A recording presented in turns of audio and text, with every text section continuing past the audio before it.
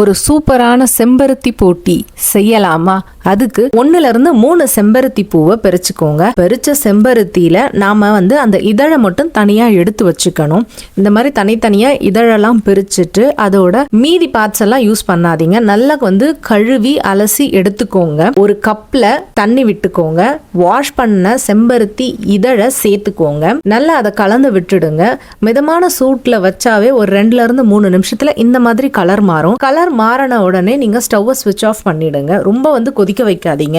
கொஞ்சம் சூடு ஆறின உடனே லைம் ஜூஸ் 1-3 to 4 டிராப்ஸ் நீங்க பிழிஞ்சாவே கலர் மாறி வரும். இந்த கலர் மாறின உடனே இதை நம்ம ஒரு எம்டி கிளாஸ்ல வடிகட்டிக்கோங்க.